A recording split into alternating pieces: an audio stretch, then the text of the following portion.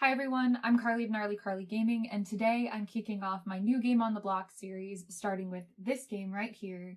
Today I'm talking about one of my favorite games of 2021. I'm talking about The Adventures of Robin Hood.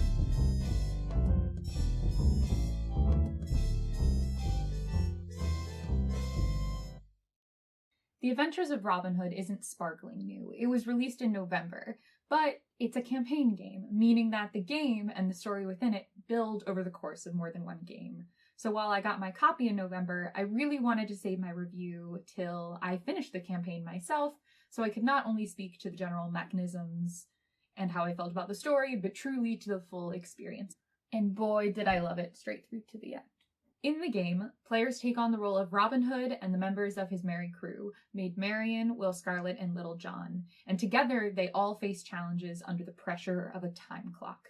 It's fully cooperative, and you're going through all the chapters of this story together. They get harder over time, and you have to build upon the skills you learned in previous chapters in order to meet the new demands of each subsequent one. The game is 2 to 4 players, and so you will always take Robin Hood on the adventures of Robin Hood with you, but you can otherwise mix up who you take along. They will, over time, eventually all have special abilities.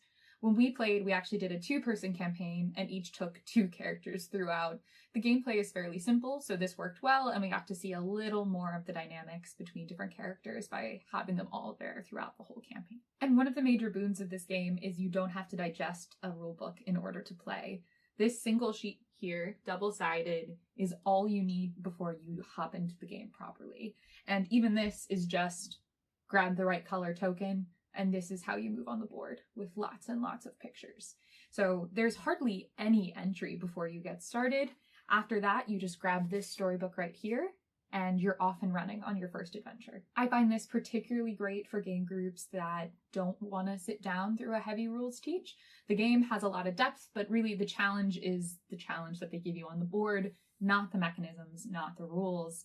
And the first half of the first scenario kind of does a tutorial for you, ushering you into the rules slowly. And subsequent scenarios build off the first. New rules and mechanisms and challenges will be presented to you over the course of the game, but you're never going to spend a lot of time digesting new rules. It's all very quick, easy, and a part of the overarching story. And the idea of this book is pretty incredible. It feels like a storybook adventure the whole time, and because they don't have a proper rulebook for the game, the front and back inside covers are all rules references for things that you might need reminders on throughout. It's just very intuitive to use and flows really nicely, even has tabs to mark critical pages that you'll need to flip back to in different scenarios, so you always know where you're at and where you're going, and the quality is really awesome. But it isn't a perfect storybook. There were a couple of moments during our campaign that we were really confused about how they worded something, taking multiple minutes for us to really figure out what they meant and how to proceed, because this guides everything. So when something's imperfect, it kind of brings your full storybook adventure to a halt. Again, I think this only happened twice, and only once really most significantly, but it is a sad little detail for an otherwise really awesome story arc. Overall though, the story is good, the book is easy to use, and it makes a game rich with deep story interaction, not a chore. And it really suits the feel of Robin Hood. You open up the book and you're taken on a storybook adventure. And after that, once it sets you in the rules and you know what you're doing, you're left to contend with the board. The board of Robin Hood is made of these 8 interlocking pieces that all snap together. They're all made of very thick cardboard, and on them, you can actually pull out tiles to reveal new things underneath. This flipping and revealing mechanism is incredibly satisfying, but it also picks on one of the biggest complaints of the game. Having played a full campaign, you can see the wear on my copy. I don't find this to be a problem. Certain pieces over time, the more you pull at them, get easier, but your first crack at some of these, I felt like I was damaging the board, and that can be a little discouraging. People have complained about the quality, but really, in order to get the mechanism that they've created here, which is a ton of fun, I don't see how they could have done it better to avoid these things. You're going to have to give it a little oomph, but once you do, it stays pretty much the whole game. You're not going to have to deal with pieces falling out. It's just your game's going to look a little more used. The flipping mechanism means that the board can surprise you without ever having to go back to the box or open up another piece. It's all right here. You just don't know what's under it yet.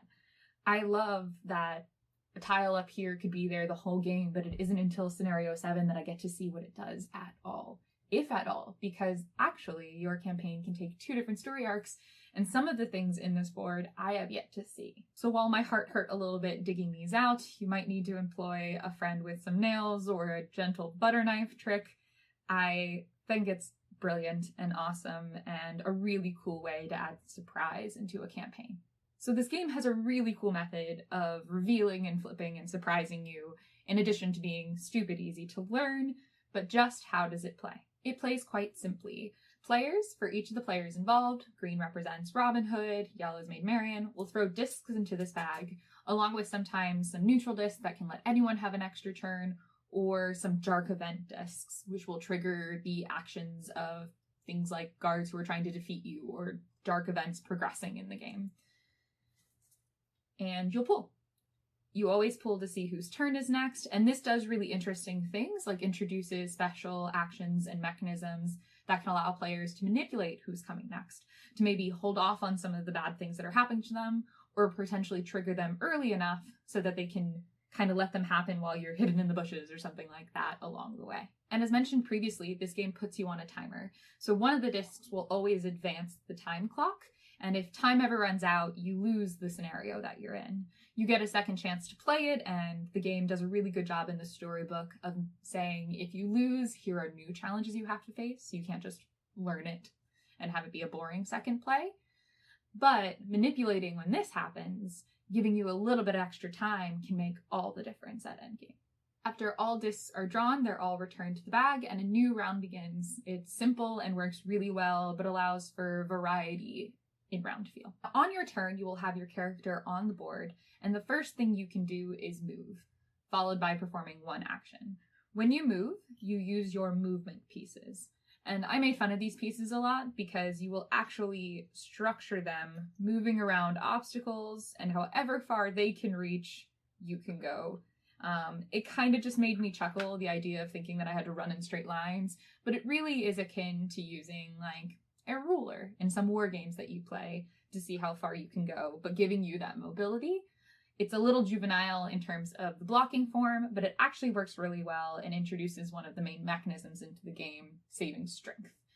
If you don't use your longest movement piece, you get 2 short ones and 1 long boy, you save strength. You didn't use excessive strength to move, and so now you have some extra energy should you try to defeat someone, or maybe steal something, or anything else in the game.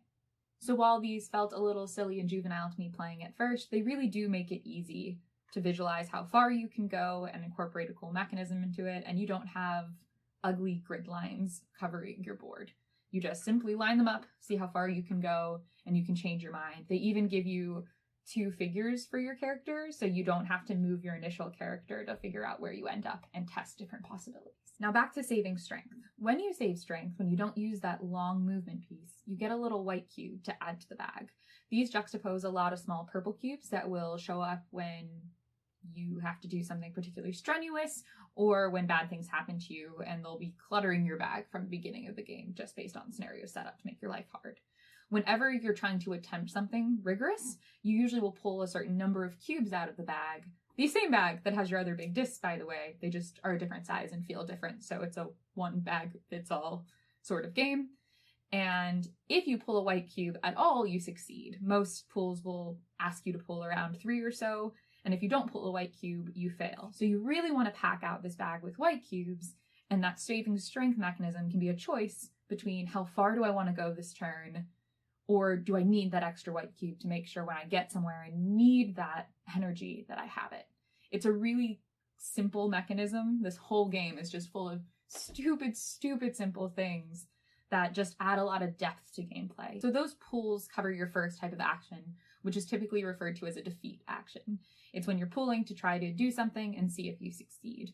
The other actions you have on your turn can be to pass something off to a fellow friend that your pieces are touching, or additionally, you can explore things on the map that have a question mark, opening up to their corresponding number that's on the board, to the page in the book, and figuring out what you find. This is one of the ways in which the storybook can be really cool, because spot 90 has a question mark on it, and it'll have me turn to page 90. but then it will redirect me to maybe the next page or a couple pages in for a different scenario, so I have a different interaction with that spot. I know that a certain person is here, but what they'll provide me each given game could be very different. And that's really the entirety of the Adventures of Robin Hood. Nothing in this game is particularly difficult to grasp. What makes it interesting is how hard of a challenge the scenarios present to you. The first one, like I said, is a very tutorial. It feels fairly straightforward and simple. But after that, they ramp it up, and almost every game that we played was very down to the wire. We had to coordinate, we had to use special abilities to make it happen. Otherwise, time would run out and we would reach the bad end. We had a lot of special moments in our campaign. There were cheers of victory when it was just done in the nick of time, and things like remembering exactly where something was to buy us an extra turn, or using a special ability to delay a guard attacking us so instead we could escape, was just really exciting. The mechanics of the game did not have to be a challenge in order to make this game a challenge. Instead, the thrill of the game was in the story and the tension of time running out. And it isn't the longest campaign. I know a lot of people jumping into campaign games worry that they'll never be able to see the end of it. I know too many people who are like, you need 4 years plus of a consistent weekly campaign in order to get through Gloomhaven, and that's not Robin Hood. The basic campaign is only 7 sessions deep, and then you will be done. It does have a branching pathway though, so there's replayability there if you choose to go the other route, as well as the fact that there's an advanced mode that you unlock at the end that gives you new items to explore, as well as additional challenges in the scenarios that you play. I love that this game is doable. It's doable for a family or your average game group to realistically make it through and stay engaged for the entirety of it. This game is amazing. I've played a lot of games this year, and this has to be one of my favorite gaming experiences that I've had. And the fact that I have such an adventure game that I could hop into without hardly a game teach at all is just so exciting for me, because I know it would be great for my gaming buds, but also my friends and family that would rather gouge their eyes out than listen to me explain rules for more than 5 minutes. It's simple, it's brilliant, I can't recommend it enough.